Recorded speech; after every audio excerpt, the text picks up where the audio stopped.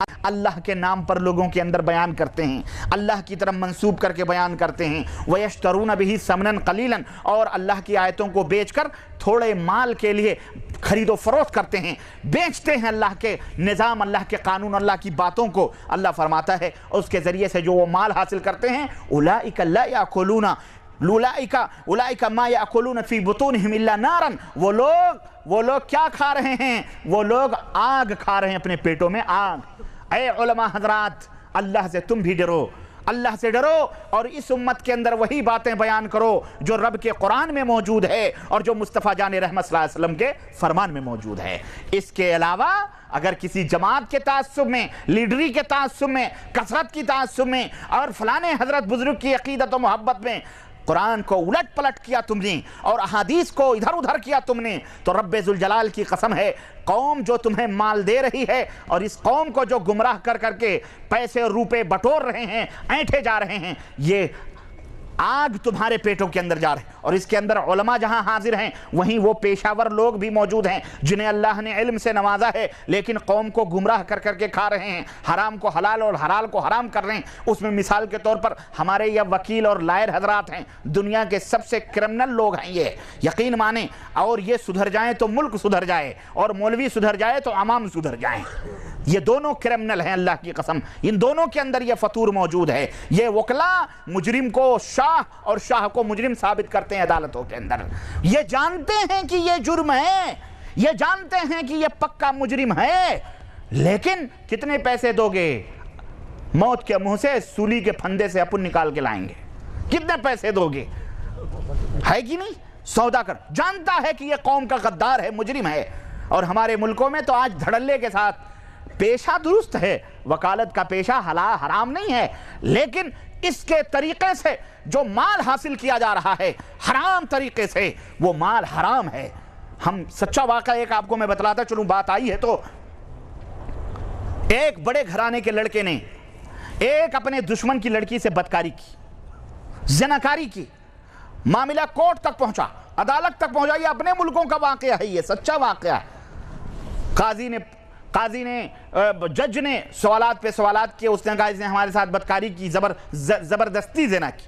ہمارے ہاں تو مسئلہ یہ بھی چلتا ہے نا، زنا بالجبر، زنا بالجبر ہو تو جرم ہے، آپس میں راضی خوشی سے ہو تو کوئی جرم نہیں ہے۔ لڑکی بھگا کے لے کے جاؤ، قاضی کے سامنے کھڑے ہو جاؤ، ہم دونوں شادی کرنا چاہتے ہیں۔ قاضی نے کہا کوئی بات نہیں، چلاؤ۔ بیچارہ ماں اور باپ وہاں پریشان۔ ہمارے مفتیوں نے آج یہ بھی فتوے نکالے ہیں، اللہ انہیں ہدایت عطا فرمائے۔ تو اس نے کہا کہ وکیل نے اپنے موکل، اس نے کہا ہاں میں نے زنا کیا ہے۔ کہا ہم 1 لاکھ روپیہ دیں گے، تو ہمیں بچا لے۔ اس نے کہا ٹھیک ہے۔ کہا شرط یہی ہے 1 لاکھ روپیہ ملے گا جب تو ہمارے اس بیٹے کو بچا لے گا۔ کہا ٹھیک ہے، اگر نہیں بچائے گا تو پھر تجھے پیسہ نہیں۔ بولا کوئی بات نہیں، یہ تو دائیں بائیں کا کھیل ہے، 1 لاکھ روپیہ کہاں طے ہے۔ اپنے اس مجرم موکل جو تھا ہے نا، مجرم سے اس نے وکیل نے کہا تجھے میں ایک بات کہتا ہوں، جج کے سامنے ہوں ہاں کرنا، زبان نہیں کھولنا، بس جو بھی کہے ہوں کر لینا، میں اس کو کہوں گا تو بہرا ہے، باقی میں نپٹ لوں گا، تیرا کام یہی تک ہے، بس زبان نہیں کھولنا، جو بھی پوچھے۔ چنانچہ زنا بالجبر کا کیس تھا، جج کے سامنے دونوں مجرم اور لڑکی اور وہ لڑکے سب حاضر کیے گئے۔ یہ ہوا کہ بھئی اس نے زنا بالجبر کیا ہے، زبردستی اس نے زنا کیا۔ جج نے پوچھا اس سے، کرنے لگا، یہ جو بھی سوالات کیے جواب ہی نہیں دے رہا، کر رہا۔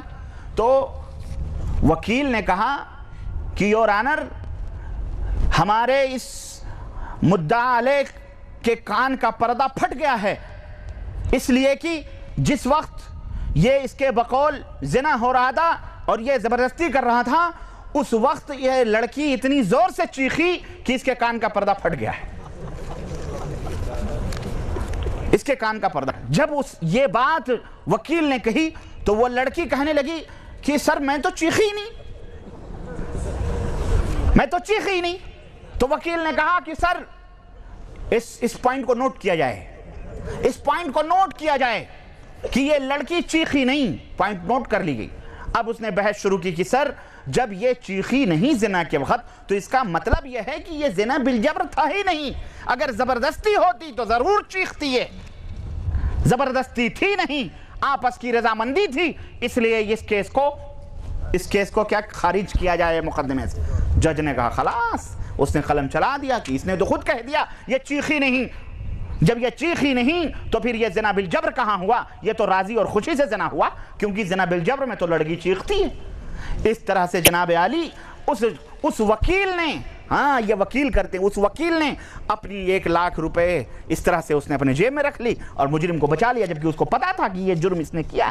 تو ہمارے ملکوں میں باقاعدے یہ چلتا ہے کہ مجرموں کو سامنے گولی مارتے ہیں, پیسے کی بنیاد پر اسے بالکل وائٹ عدالت سے چھڑا کر کے لایا جاتا ہے. تو جس دیش میں, جس ملک میں اس طرح کا معاملہ ہو, وہ ملک عذاب سے بچ سکتا ہے؟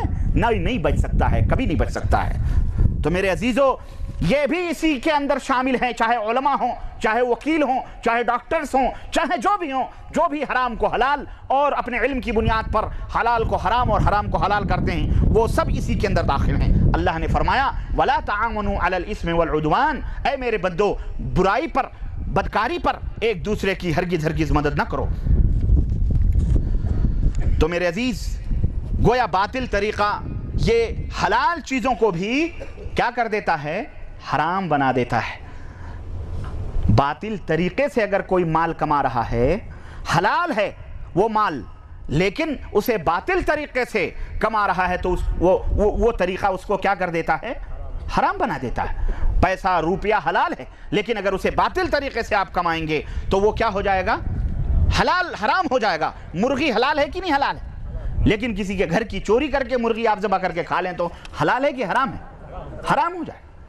تو طریقہ اگر غلط ہے, وہ طریقہ جو اسلام نے بتلایا ہے اس طریقے سے نہیں, تو وہ مال بھلے حلال ہے لیکن وہ حرام ہو جاتا ہے.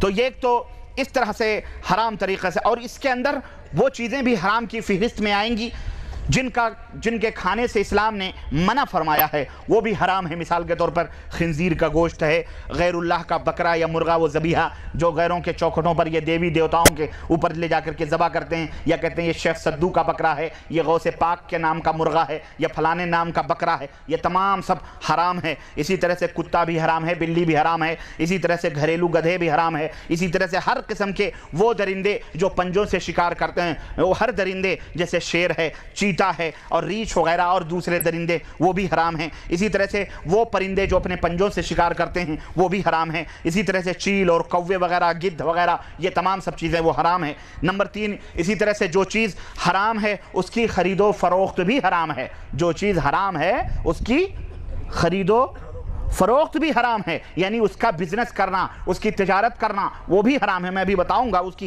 تفصیلات. مثال کے طور پر شراب حرام ہے تو اس کی خرید و فروخت کرنا بھی حرام ہے. اسی طرح سے مری ہوئی بکری بیچنا اور بچوانا یہ بھی حرام ہے, تو اس کی بھی خرید و فروخت کرنا حرام ہے. اسی طرح نمبر 4, سود حرام ہے اور مکمل حرام ہے. اسی طرح سڑی گلی چیزیں اسلام نے اس سے بھی کھانے سے ہم کو منع کیا ہے, بدبودار چیز ہے, یہ بھی نہیں کھانا چاہیے. اسی طرح سے وہ مال جو نصاب تک پہنچ چکا ہے لیکن اس کے اندر زکوٰۃ نہ نکالا جائے تو وہ مال ناپاک ہو جاتا ہے, وہ اس مال کے اندر حرام چیز شامل ہو جاتی ہے. اس لیے اس مال کا کھانا بھی ایک بندے مومن کے لیے کیا ہے؟ حرام ہے, جب تک کہ اس کے اندر سے زکوٰۃ نہ نکالا جائے.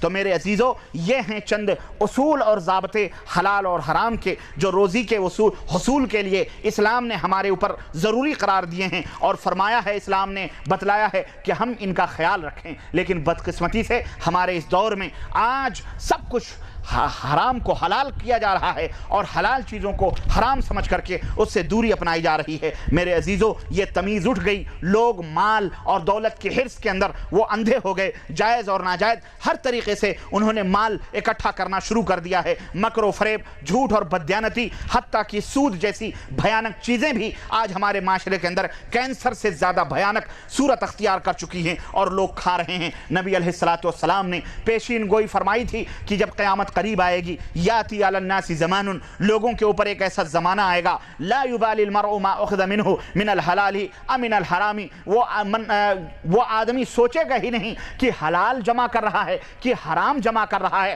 بلکہ جو مال بھی آ رہا ہے اس کو اپنی جیب میں, اپنے بینک میں, اپنی تجوری میں وہ ڈالتا جا رہا ہے. حلال اور حرام کی تمیز اٹھ جائے گی. صحیح بخاری کے اندر یہ روایت. تو میرے عزیزو, حرام چیزوں سے بچو, چاہے جس طریقے پر ہو.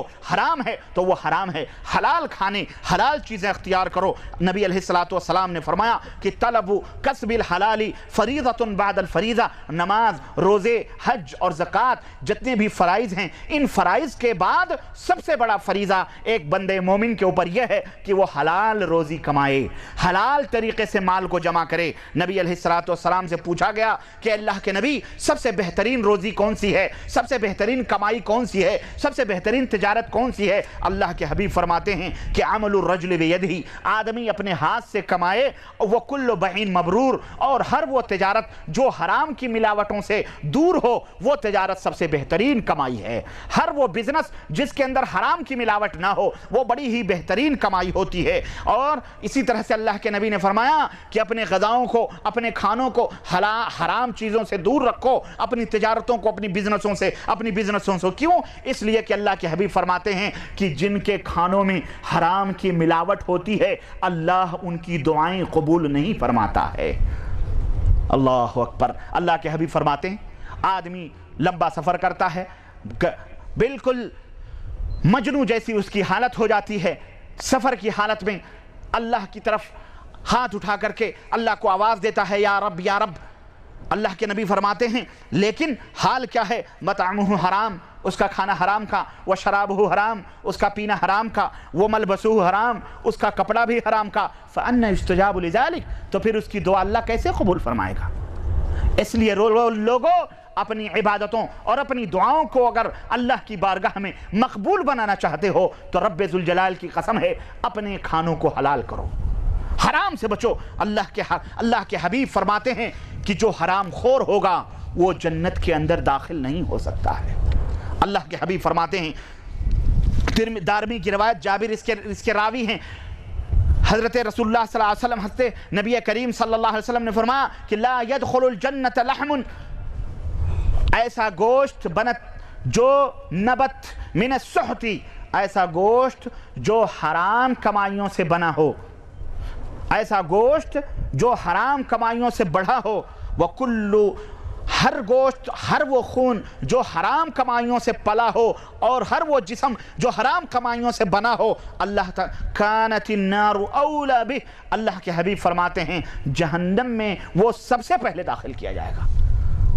جہنم میں وہ گوشت اور پوشت کا جسم داخل کیا جائے گا. اسی طرح سے اللہ کے حبیب فرماتے ہیں جو حرام خور ہوتا ہے اللہ جہاں اس کی دعائیں قبول نہیں فرماتا ہے, اس کے صدقے اور خیرات بھی قبول نہیں فرماتا. نماز نہیں پڑھ رہے, روزہ نہیں رکھ رہے ہیں, مسجد کے نیچے دکانیں ہیں, اذان ہو رہی, غریب مسکین اٹھ کر کے جا کے نماز پڑھتے ہیں, یہ اپنی دکان نہیں چھوڑ رہا ہے, مال کما رہا ہے, نماز کے وقت میں دکان نہیں بند کر رہا, مال کما رہا ہے.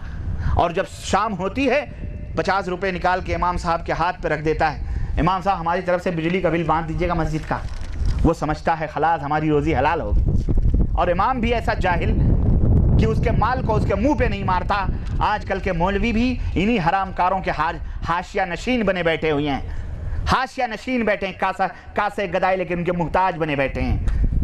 کیوں؟ یہ حرام خور مال دیتے ہیں تو ان کا گوشت, ان کی تنخواہیں, ان کی روزی روٹی چلتی ہیں, ان کے اولاد ان کے پیسوں سے کماتے اور کھاتے ہیں. یہ نہیں کہ اس کے منہ پہ اس کے مال. یہ اسی وجہ سے ان باغوں کے یہ جو پھول کھلے ہوئے ہیں نا, ان میں کوئی خوشبو نہیں ہے. پھول کے اندر خوشبو ہوتی ہے, خوشبو. ان جو مدارس سے, دارالعلوموں سے پٹے باندھ کے نکلتے ہیں, یہ بے خوشبو کے کیوں ہوتے ہیں؟ اس لیے کہ یہ حرام اور حلال کی تمیز کیے بغیر دنیا کے اندر اس طرح ان بڑے حرام خوروں کی صحبتوں میں بیٹھتے ہیں.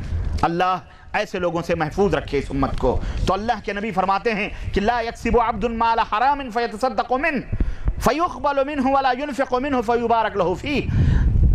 جو آدمی حرام ذریعے سے تجارت یا بزنس سے روزیاں کماتا ہے, اور اللہ کی راہ میں صدقے اور خیرات کرتا ہے، اللہ کے نبی فرماتے ہیں نہ تو اس کے مال میں برکت ہوتی ہے اور نہ ہی اللہ کے ہاں اس کا صدقہ اور خیرات قبول کیا جاتا ہے۔ اس لیے لوگوں، اور اسی طرح اللہ کے نبی نے فرمایا جس مال کے لینے میں شبہ ہے اس مال سے دور رہو۔ حضرت حسن ابن علی رضی اللہ تعالیٰ عنہما کہتے ہیں کہ مجھے نبی کریم صلی اللہ علیہ وسلم نے ایک بہت عظیم بات سکھلائی۔